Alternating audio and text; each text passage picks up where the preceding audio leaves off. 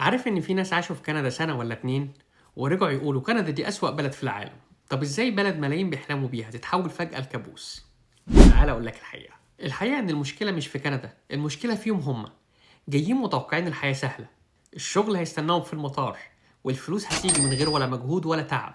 وأول ما يكتشفوا إنهم لازم يشتغلوا على نفسهم ويطوروا لغتهم ويصبروا شوية، يزهقوا ويستسلموا. البداية في كندا عمرها ما كانت سهلة، ومحتاجة وقت وصبر علشان تثبت نفسك. وكل اللي كمل وصبر النهاردة عندهم شغل ثابت وبيت وأولادهم في مدارس كويسة، وبيقولوا إن كندا غيرت حياتنا. الفرق بسيط، واحد استسلم من أول سنة ولا التانية، والتاني صبر فشاف النتيجة. انت بقى لو جيت كندا، هتكون من اللي بيستسلموا بسرعة ولا من اللي يصبروا ويكملوا الطريق؟ اكتبوا لي رأيكم في الكومنتات تحت، وشاركوا الفيديو مع حد بيفكر يهاجر. واشوفكم الفيديو الجاي في كندا بعيون واقعية.